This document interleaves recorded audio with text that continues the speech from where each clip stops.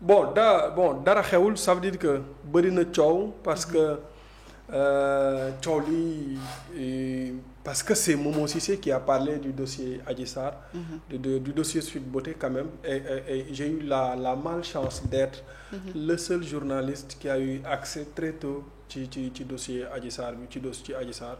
J'ai eu la malchance aussi d'affirmer haut et fort à tout le monde que Adji c'est ma sœur et ça je l'affirme donc et tu l'assumes? Oui je l'assume jusqu'à présent. Oui c'est ma sœur je l'assume non mais quand même c'est ma sœur man ak moom li ñu lié c'est au-delà de ces choses là au-delà de ce dossier là malheureusement et boo gisee li tax souvent du may wax sur ce dossier là mooy à chaque fois su ma ci waxee coow li dafay bari moo tax dama yàgg a wax ne ce dossier là dama koy bàyyi comme les autorités ñoom ñoo fi nekk te ñoom la dossier bi concerné suñ ko bëggee ubbi dinañ ko ubbi et justice sera faite la posture de Adji Sarr su ma yoon nekku ci posture bi nga xamante ni moom la adopté yoonu beneen souteneur keneen aussi je pense que yoonam nekku ci posture bi ku ci nekk tu as ton combat moom elle a le sien donc nañ ko bàyyi la peine de mener son combat ni mu ko sentiré. Tout à fait. Autre chose je veux vraiment repréciser ma pensée parce que man je suis du genre à nga xamante ni bugguma di tooñ mais aussi bugguma ku may tooñ tu vois léeg-léeg nit dina wax dara nit ñi comprendre ko neneen donc coow li ko gën a indi c'est Françoise Hélène Guèye qui a mal compris ce que j'avais dit la dernière fois et Mati Trois Pommes j'ai dit que il y a des gens qui se sont enrichis sur ce dossier-là et ça c'est vrai ñi nga xamante ni ils se sont enrichis ñun xam nañ leen ils sont là par contre fi nga xamante ne foofu la cité ma ne Françoise Hélène Guèye Mati Trois Pommes ñoom ñii di ci wax ni ñëpp Adji Sarr mosu cee nekk seen kër donc ça c'est vrai c'est loolu moom moo am et foofu la cité seen tour ñoom nag ils ont compris que dama leen wax ne ñoom ils ont encaissé de l'argent et man je suis du genre su ma amee une information même si l'information est vraie su ma ci amul preuve du ma ci bëgg a wax parce que bugguma wax ñu laaj ma ana say preuve ma ne aw ma ay preuve donc du coup loolu laa ci bëggoon a préciser pour que ñoom ñu comprendre fi may waxee leneen li nag seen diggante ak ki nga xamante ni moom mooy Adji ñoom la concerné ni nga xamante ni noonu la ñu koy gérer aussi ñoom la concerné l'essentiel mooy man ci li ma nekk maa ngi ci et que ce dossier là wax naa ko waxati ko la ma ci waroon wax def ko ci yëpp def naa ko ci wax naa ko ci et si c'était à refaire je vais le refaire donc foofu loolu laa ci yem et la justice moom moo ci des pour mu ubbi ce dossier là tout à fait maintenant la posture de Adji il faut la comprendre statut bi mu am à l'extérieur aussi il faut la comprendre bien sûr nekk xale bi mu nekk xale aussi il faut la comprendre inexpérimenté bi mu inexpérimenté aussi il faut la comprendre bien sûr mais ku ci nekk ak ni nga ko jàppee man ak moom lii daf ñoo liyewul donc c'est ma sœur bu nga xamante ni su fekkente ne am na loo xam ne mënu ko waxtaan ak kenn man la yow d'accord vous êtes proche waay d'accord bu amul lu mu mën a waxtaan ak kenn man la yow tout à fait donc loolu c'est quelque chose quoi donc voilà mais moo si coow li ko waral tamit jàppoon est-ce que du ñoom dañoo bëggoon les organisations féminines là peut-être bëggoon comme tey ji Italie bi gars yi mobilisé wu dem ñu bëgg a yóbbaale Adji Sarr bañ est-ce que du loolu moo waral coow li am na ci droit bu fekkee dañuy mobiliser wu bëgg a yóbbu Adji c'est son combat Adji à lui à elle tout à fait su fekkee dañu bëgg a si c'est le cas dañoo bëgg a mobiliser wu bëgg koo yóbbu mu bañ am na ci plein droit waruñ ko cee mere bien sûr waruñ ko cee saaga waruñ ko cee xas donc moi je pense que loolu jarul coow quoi l'essentiel mooy wax naa ko keroog dossier bi politique moo ko yàq te dossier bi du dossier politique nañu bàyyi justice def liggéeyam réew mi am na yoon nañ bàyyi yoon def liggéeyam tout à fait nu mu waree ñu àtte dossier bi bu fekkee war nañ koo àtte ñu àtte ko et sax dañ ko war a àtte ñu àtte ko après ñu situer les responsabilités tout à fait merci waaw dossier bi xanaa jeex na ñu génn ci dossier bi rek moo gën a wóor am na lu ma ci bëgg a laaj mais nañ ci génn rek loo bëgg a laaj loo bëgg a laaj li bëgg a laaj mooy ñi nekk genre Françoise gi genre Mati Trois Pommes ñoom ñu ne Adji Sarr daf leen manipuler daf leen utiliser daf leen ndax est-ce que ñoom mën nañ ça je ne sais pas waaw ça je l'ignore xaw ma nu mu leen manipuler xaw ma kañ la leen manipuler je l'ignore man li ma xam mooy li nga xamante ni xam naa ko et li ma doon wax 2021 ba à nos jours. loolu laa xam te maa ngi continuer di ko wax te suñ ma woowee fu ñu mën a woo je continue de défendre la ma doon wax ci ay jamono. tout à fait je ne recule devant rien et je réitère toujours mes propos et àdduna du neex ba ma changer ay propos bu ñu doon jël paaka di ko teg sama put je ne changerai pas. kon li nga jot a wax ci disu Adji Sarr bi yëpp coow li mu fi jur yëpp moom sa yow doo ci reculer. dara du tout. lu tax. parce que dama jàpp ne loolu mooy dëgg loolu laa gis ba tey jii fi ma taxaw nii loolu laa gis. keneen ku jàpp ne ndaw si daf la manipuler Adji daf la manipuler kooku peut-être yow xam nga nu mu la manipuler. mais man manipuler gu ma. tout à fait gisuma nu ma manipuler. xaw ma nu ma manipuler. wanaguma bokk luy wane ne moom. la ma ci waxoon du début à la fin ay fen la wanaguma loolu man. tout à fait. waaw am nga ci plein droit. wanaguma comme c'est ta sœur il faut le soutenir. alors leneen lu ñuy waxtaane bokk na ci ndax loolu lépp mu war a nar a nekk waxtaan bi mu nekk dem ak premier ministre Italie mais premier ministre demoon na Arabes Unis moom moo Cissé yëg nga ko. yëg naa ko wax. dégg nga discours bi mu wax. fan Arabes Unis. waaw. non. baa mu wax la li mu wax. waxal. wax na rek premier ministre wax Arabes Unis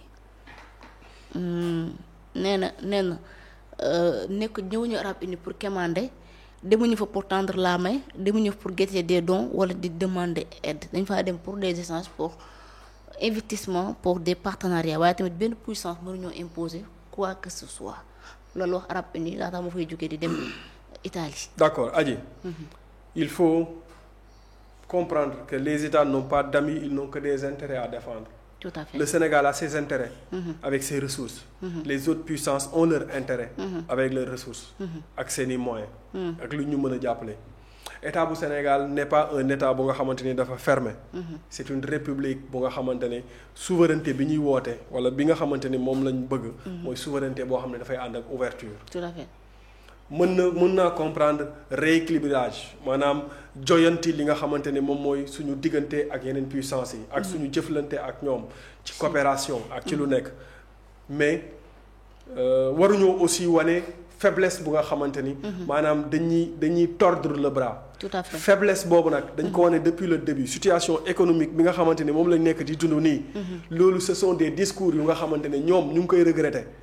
surtout moom Ousmane Sonko ñu ngi regretter ces discours là. parce que ce sont des discours yu nga xamante ni ñoo ñu indil ces problèmes là. Tout à fait. tey su ñu demee ba FMI. ça fait 18 mois xaw ma. waaw 18 mois. boo ak léegi waaw 18 mois ça fait 18 mois. FMI nous devait nous donner 1115 milliards. ba léegi mënuñ cee jot à chaque fois su ñëwee mission bu ñu waxtaanee ba pare dañuy dem ñu ne après dañuy waxtaan seen biir après ñu ñëwaat mission ñu waxtaanaat tout simplement parce qu'on a dit que il y a une dette cachée au Sénégal. les Sénégalais sont des faussaires. te loolu c'est son discours bu nga xamante ni moom moo wax mu ni dañu nëbb ay bor et FMI mi nga xamante ni day jël xaalisam di ko dugal ci investissement réew mi il faut mu mbir mi leeral ku leer ci boppam. Banque mondiale il faut mbir mi leer ci boppam. il faut ñoom ñu xam par quelle alchimie le Sénégal jaar ba mën a cacher ay dettes. Tout à fait. et puis dettes yi ñuy wax ne ce sont des dettes cachées. ana ñun yan ñooy les dettes cachées ak nan lañ jaar pour cacher ces dettes là mais loolu moo ñu indil cette situation économique bu catastrophique bi. bien sûr maintenant su fekkente ne ñëw nañ ba fii nii alors mënuñu def ludul mooy li suma grand frère Bachir Fofana daal wax dañoo jël yat bi nga xamante ne moom moo ñuy dóor ñu jox ko FMI pour mu ñuy dóor. maintenant bu boobaa ñun tant que soxla nañ FMI te di ko wan ne ko mënumaa dem sans yow daf ñuy jéem a tordre le bras. Maintenant dire que ñëwuñu pour quémander ok moom ñëwul pour quémander mais le président de la République en France il a quémandé il a presque quémandé. Ah ouais. donc su fekkente ne ñëwuñu Arabes Unis pour quémander. ça c'est une bonne chose. mais dama ne la ku mënta da nga yaakaar ne ñii nekk ci mbedd yi di yalwaan di tàllal loxo seen sago la. non. c'est parce que dañoo mënulul seen bopp. tout à fait. benn mënuluñu seen bopp seen loxo jotul seen ginnaaw. ñaareel ba amuñu source de revenu amuñu foo xamante ne fa la ñuy jëlee xaalis. bien sûr alors su fekkente ne yow amoo loolu yëpp sa loxo jotul sa ginnaaw munoo liggéey amuloo fooy liggéey amoo ku la dimbale. mais tu tends la main. ah bien sûr. les pays pauvres comme le Sénégal ils tendent la main. non bu ñu am gàcce tendre la main. tout à fait. pour ñu ñuy jox ñu indi di investir ci réew mi. mais loolu parce que dëkk yëpp dañuy tendre la main États-Unis c'est le pays le plus développé wala l'un des pays les plus développés. da nga xam ñaata la yor ci ay bor. ah ouais. non mais soyons sérieux France mu ngi nii France moo ñu colonisé. tey ba léegi moom moo ñuy jàppale mais France est dans une situation économique catastrophique. moo ñëpp bor. moom moo ñu ëpp bor. dañuy dimbale yeneen dëkk yi nekk Afrique fii dañuy dem ci ay dëkk ay puissance ñu may ñu xaalis. wala ñu lebal ñu su ñëwee ñu dugal ko ci ay investissement et loolu moom mooy tax réew mi dox. bien sûr donc Macky Sall ba mu daan dem ci dëkk yi ñu naan ay day wër di yalwaan. mais au moins moom bu mu demee daan na indi xaalis saa bu demee indi xaalis. bu xaalis boobu ñëwee dina am fu mu ko dugal. ñii 18 mois ñu ngi dem indeeguñu xaalis. fukki dërëm indeeguñu ko. ah ouais demoon nañ fi Chine may ñu wax nee na Chine may nañu xaalis bu bëri. te ñaanuñu ko. waaw xaalis boobu ba léegi gisaguñu ko xamuñu fan la dugg. Ameen Ndoye nee na ma xaalis chinois la donc ça c'est un problème. xaalis chinois kay. ça c'est un problème. donc moi j'estime que amul dara ci lu ñaaw pour ñu dem tendre la main. parce que mënaguñu on a nag des ressources mais ressources yi bi ñu koy am. boobu fekk na Sénégal pareegul bi ñu koy am ba koy exploiter. di ko explorer ba koy exploiter Sénégal pareegul woon pour moom mu moomal ko boppam j'explique mooy maanaam bi ñuy trouver pétrole amaguñu école bu nga xamante ni moom mooy former les futures élites. ñi nga xamante ne ñoom ñooy exploiter pétrole bi. ba ci commercialisation bi. c'est pas que les Sénégalais da ngay dem jëli benn puissance étrangère mu ñëw moom mooy exploiter. nga signé ak moom contrat. xam nga am ci ay pourcentage mu am ci ay pourcentage. nga dem ci commercialisation bi nga signé ay contrat. ki ko commercialiser maanaam ki ko jaay am ci pourcentage yow nga am ci pourcentage. mais su fekkoonte ne lépp doomu Sénégal moo koy def konoon y a pas de problème. maintenant li nga xamante ne fa lañ jëm wax naa ko fi la dernière fois. mooy il faut que ñu préparer une nouvelle élite. une génération bu nga xamante ne dans 5 ans dans 10 ans. ñoom ñooy téye l'économie de ce pays là. ci li nga xamante ne moom mooy suñu ressources yi. donc moi je pense que loolu moom mooy wax ji. et le pseudo souveraineté doit être remplacé par l'indépendance des relations mutuellement avantageuses. Tout à fait. Exactement c'est-à-dire. Souveraineté bi ma doon wax. c'est-à-dire mooy sama tonton bi ma lay wax li mu mooy expliquer mooy. li nga xamante ni moom mooy indépendance bi nga xamante ni moom moo am ci mutualisation bi maanaam. ñun dañuy jéem a mënal suñu bopp c'est-à-dire dañoo am loo xamante ni. ñeneen puissance yi dañ koo soxla. aji yor naa ay casque Bluetooth nga soxla ko. nga yor xaalis ma soxla ko. wala nga yore montre ma soxla ko. xam naa ne casque bi bon. mun naa la ko jox. mais du ma la ko jox gratuitement. non. damay ñëw ñu waxtaan ne la man de su ma ci mënee am benn 1000 francs wala benn 2000 wala nga jox ma sa montre bi. mais loolu mooy échange loolu mooy coopération. bien sûr.